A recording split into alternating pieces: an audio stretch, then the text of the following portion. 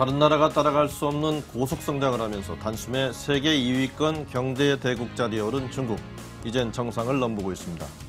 하지만 금융부실과 부동산 버블로 중국 경제가 경착륙할지 모른다는 걱정의 소리도 적지 않습니다.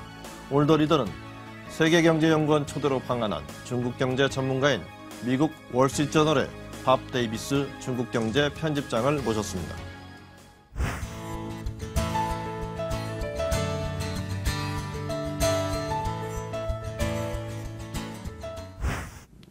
Mr. Davis, thank you very much for your precious time. And what is the purpose for your visiting Korea this time?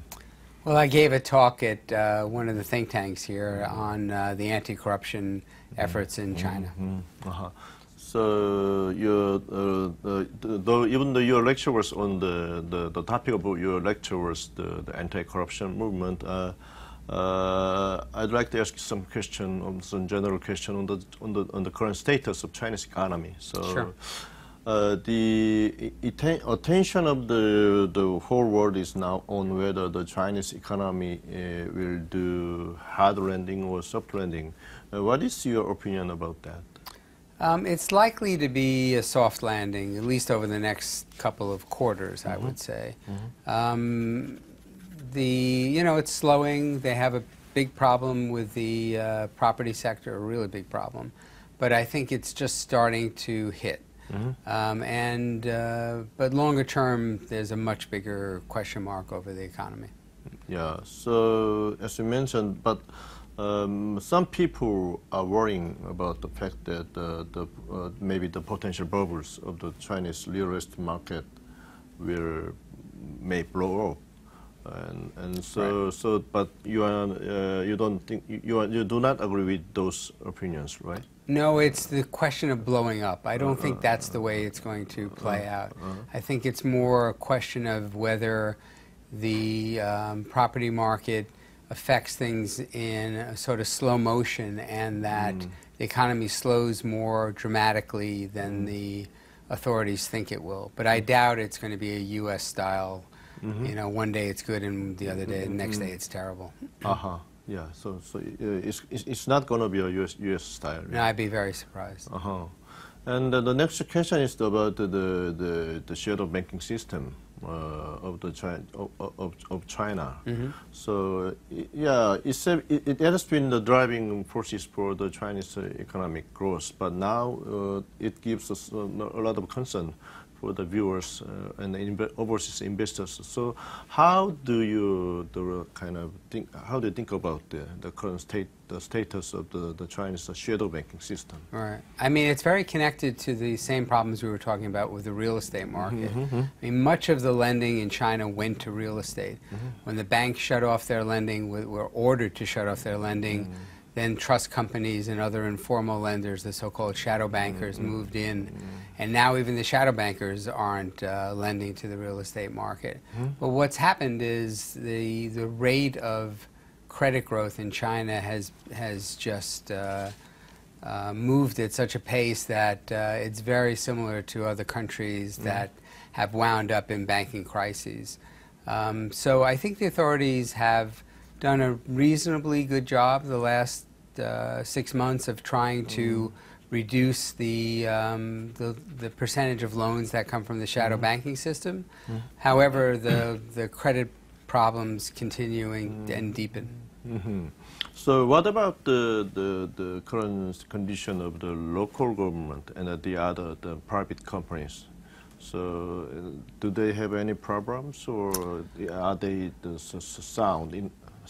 Nothing is solved there. I mean, the question is whether they've just pushed it off for another year or two. I think there was a great expectation in the beginning of the year that some of the bonds issued by trust companies or by other institutions and some of the bonds issued by local governments would go broke, would default. And the idea was to try to introduce to the Chinese investor that not everything is guaranteed, because people there really do think the government will step in and save them from whatever economic problem there is. But in the beginning of the year, there was actually a default of a small solar a bond from a small solar company, but that's been it. I mean, I think what's happened after that is there are so many risks to the Chinese economy that they've figured out ways to push the problem further away, and they're just not dealing with it. So this year, the Chinese economy has grown about 7%? 7.4 at the moment. Yeah. So do you think that the Chinese economy will continue to grow at this speed, or? I think roughly the speed, probably a little less. I think there's an absolute obsession in China with whether it's 7.4 or 7.2 or 7.3. I mean, I don't think anybody, any economist or any person can tell the difference between 7.2% growth and 7.5% growth. So, you know, I don't think it matters that much. I think what matters is the way in which the economy decelerates. If it decelerates quickly, then you got a problem. If it decelerates slowly, it's still a problem, but much less of one. As you know, these days the many countries are putting pressure on China to change its economy from the export-oriented one to the domestic demand-oriented one. So, how do you see the development aspect for this issue? I think they're making very, very slow progress on it. The service sector is playing a larger role in it, but one of the reasons they talk about moving to domestic demand, it's not only the export sector. It's so much money in China goes into investment in real estate, infrastructure, capital-intensive industries, that a lot of the money is wasted. And it didn't seem to matter very much for quite some time because the country grew so fast, but now it matters quite a lot. And they're having a very difficult time in reducing the amount of money that goes into investment, and instead would be you know, tilted toward consumption or services. Actually, the next question is related to this issue. So there are also the high pressure from foreign countries like USA for Chinese yuan's appreciation. So what is your forecasting about this issue? Well, you know, it's interesting. One of the reforms that they put in place early this year was to double the trading band in which the yuan's allowed to move from 1% from a particular point that's set at each day to 2%. So people thought, well, that's kind of an example or a symbol that they were going to let the yuan float. But then after they did that, they intervened massively and regularly to drive down the value of the yuan. So it wasn't exactly a reform measure. And now it's moved up a bit, it's strengthened a bit. So I would imagine that it'll be roughly, end the year roughly where it started. I think a lot of what's going on here is political, and the APEC summit, the Leaders Summit, is coming up in November. I think in November, yeah. Yeah, I think Xi Jinping wants no problems out there as best he can manage, and so, you know, to deal with the Americans and others on the yuan question, I think you'll see it, you know, slowly appreciate, you know, just for political reasons, if no other. Yeah, slowly, manmandi. Yeah. So you mentioned that the Chinese government coping well to deal with the credit problems. So can you give us some details on the Chinese government, the economic policy in terms of those? Yeah, I didn't mean to suggest they're doing well with the credit problems. All I meant was that they seem to be able to shift away some of the lending from shadow banking. They seem to be doing a better job there. On the other hand, the local government debt problem still exists. All they're doing is pushing it off to the future. So the problem will inevitably get worse. And on the other, they're in a bind. If they slow credit growth too much, that will undermine the economy. But if they don't slow it enough, the bubble will just continue to deepen. So they're trying to thread a very narrow needle, and at the moment, I think they are basically doing their best to avoid, surprises. So again, when you were asking, I think the next quarter or two, hard to see that that things fall apart then, but over the next couple of years, if they don't deal with these problems, I mean, they're just going to get deeper and deeper until at some point they will. Again, I don't think it's going to be a big bubble and burst, but I think it'll be, a slowing of the economy beyond the ability of the government to control. Oh, yeah. So in that case, what do you think they have to do? They have to do further to stabilize the economy? I think they set out what they need to do. They have a very aggressive reform agenda, but it's an agenda. That's all it is. It's a lot of, frankly, it's a lot of talk and it's a lot of words. But they've been very slow in putting into place the changes they need to make. And I think they are very risk averse. The economy's slowing. They're afraid that you make a change like, letting interest rates move according to market rates. That would be a very important step toward making sure that money didn't go into wasted projects. But on the other hand, it might wind up slowing growth a bit immediately. But that's the kind of trade-off they're going to need to make. At some point, they will do it, but the longer they hold it off, the bigger the problem's going to be. Oh, yeah. So the next question is a bit of the political and the economical issue. So as the Chinese economy grows, the demand for democracy inside is rising even more. So do you think that the Chinese current political system will successfully control the people's demand? I don't know that there's a rising demand for democracy. I think that there is a rising demand for justice. Justice, yeah. I think there's a rising demand for people to be treated fairly and not to be at the whims of powerful officials. For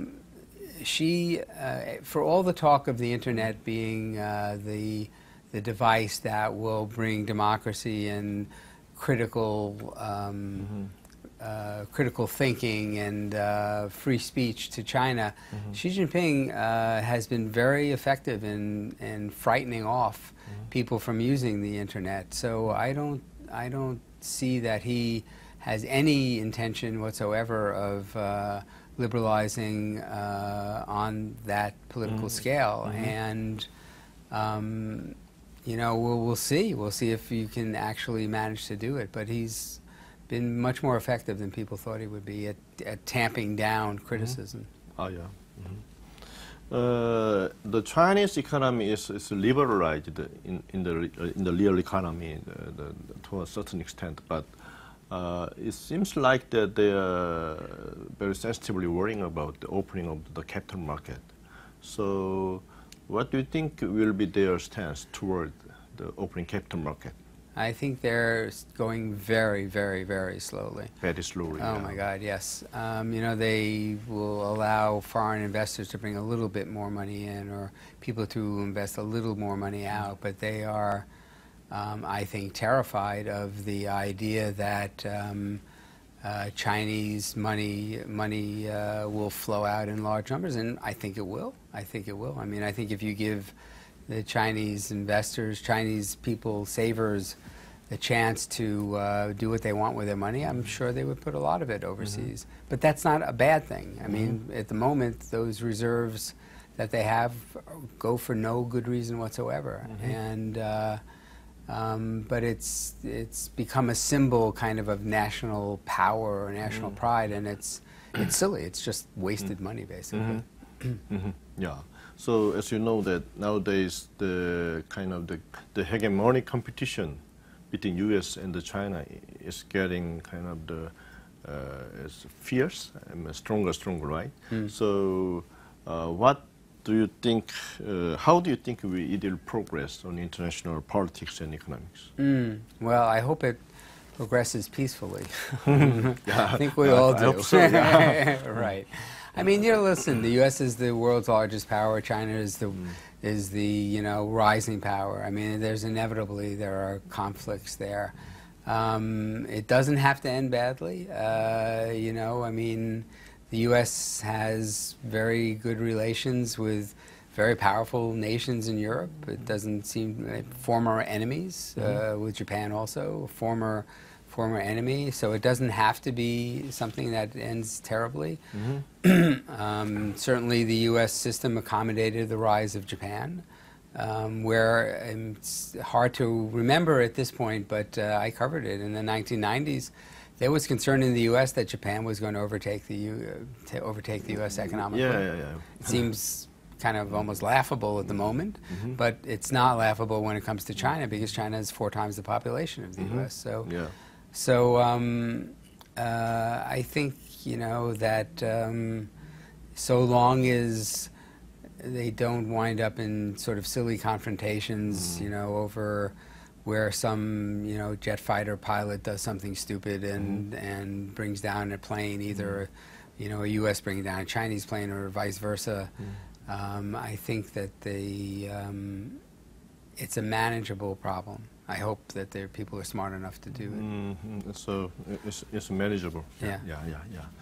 But actually, we Koreans are very interested in this issue between South and North Korea.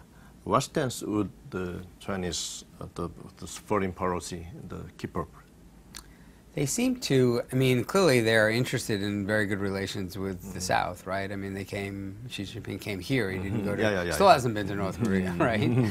But on the other hand, I think they have an emotional attachment to the North, as well as a practical concern about what happens if, the regime falls apart, where all those Koreans wind up going, North Koreans wind up going. So I don't think that they would ever turn their back on the North. It's too much tied into the kind of history of the regime since of the party since the party's taken power in 1949. I mean, the Korean War was an emotional and important event in Chinese history. Yeah. The next issue is the area you are expertise in, to anti-corruption. So China has been developing anti-corruption movement. So how can you tell us how they are doing now, and how does it affect the Chinese economy and the global economy as well? Well, I think they're moving ahead rapidly compared to economic reform, where we were talking about, which is moving very slowly. The anti-corruption movement is moving very rapidly. It's claimed some of the most powerful people in China. 50 senior executives from state-owned enterprises have been removed and and even jailed. But that definitely has a short-term. It has an impact on the Chinese economy now, a significant impact. I think maybe one that they might have underestimated. Some of it is some simple things like the sales of luxury watches are down, but some of it is that local government officials are afraid to move because they're not sure how they are perceived. So it's one of the reasons the Chinese economy is slowing, and the way it affects the global economy is the Chinese economy slows for whatever reason, and they have fewer imports, less less lucrative places for investment. So wasn't there a kind of the political motivation behind this anti-corruption movement? I mean, from the Xi Jinping's point of view. I think some of it is some people dismiss it as a purge. I mean, it is clearly that. I mean, he's clearly going after his enemies. But if it were only that, it would have halted by now. I think it's also to try to reimpose a sort of sense of the Communist Party's idealized vision of itself as selfless workers dedicated to the people. And because there's such cynicism about the party now, and I think they really do see it as central to their survival. So can you give us, especially the Korean companies which are operating in China now, can you give some advice to them relating with the anti-corruption movement? Well, I mean, I think most of it is, again, just a slowing economy. How do you adapt to a slowing Chinese economy? I mean, this part has nothing to do with anti-corruption, but I mean, China is, its export profile is changing. They are exporting more complex goods. That's got to affect Korea, which is a champion at that sort of thing. And it's the same answer for every company, no matter what the country. It's a question of innovation and changing and producing more products and different products that people want. It's a hard thing for any country. So I heard that you won the Pulitzer Award by reporting Asia's financial crisis in 1999. So what accomplishment was credited for the award? Well, I played a role in our coverage. The journal won the Pulitzer, and I was part of the team that covered it. So at that point, I was in Washington. I covered the IMF and the Treasury. So my role was the Washington angle on how the response was being put together. So congratulations, even though it's very late. During that time, actually, I came to Korea and did a story on the IMF's running of the program in Korea at that time. So hard time in I suppose history. you know a lot about the IMF's the policy. So that's what I So in those days, IMF, as you know, the IMF requested for very high interest policy and closing up of non-viable financial institutions and the private companies. Don't you think it was too harsh? In retrospect, it might have been a bit too harsh. I think they've learned a lot. My understanding, though, is that at least some in Korea think that, in retrospect, also that there were, reforms that were put through that needed to be done and probably couldn't have been done without the pressure from an outside institution. But yes, does the IMF overreact sometimes? Sure, definitely. So, for example, when the AIG or GM were on the crisis, the U.S. government has saved them with the people's money. True. So, I think there is a lack of the kind of the objective standard on international. Right. Although, I mean, one difference, though, frankly, is, I mean, if Korea had the money to save its companies, fine. I mean, they appealed to the IMF because they didn't have the money. And once you do that, you're in a different situation. I mean, the U.S. did have the money to do that and did have the money to intervene, but it isn't necessarily, I mean, a lot of companies went broke. And so it's not necessarily you want them all to go broke, but they didn't all go broke here either. But I understand your point, yes. I mean, there definitely does seem to be a double standard. So can you give us some comment on the current status of U.S. economy? Do you think that it is recovering up? It seems finally, after, God, 5-6 years, to be a more stable, a sort of decent recovery. I mean, the global financial crisis just took so much out of the U.S.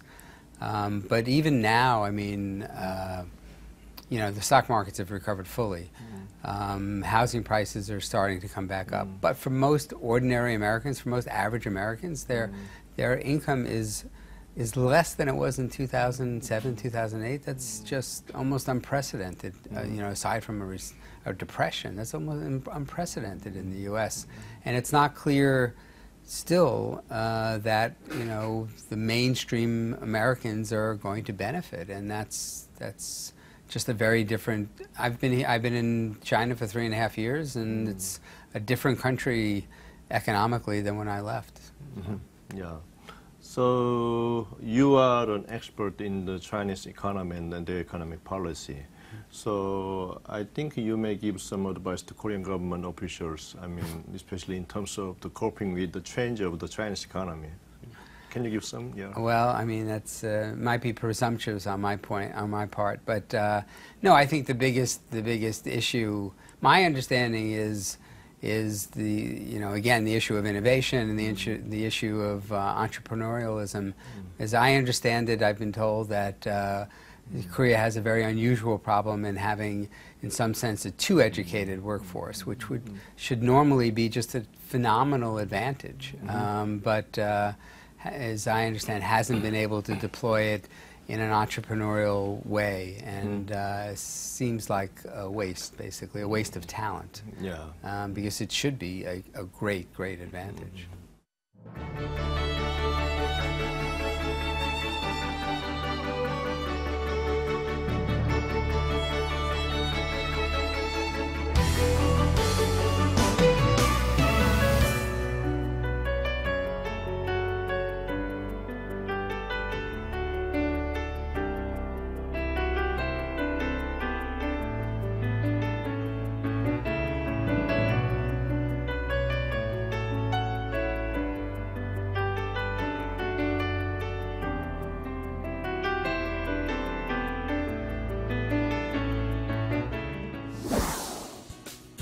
월스트리트 저널의 밥 데이비스 중국경제편집장님, 베이징에 3년 반 계셨습니다. 오늘 중국경제가 안고 있는 다양한 이슈에 대해서 아주 친절하고 상세하게 답변을 해주셨습니다. 시청자 여러분들께서 중국경제의 진로를 판단하시는데 많은 도움이 되실 것으로 기대합니다. 오늘 나오셔서 좋은 말씀 해주신 미스터 데이비스, thank you so much. Thank you.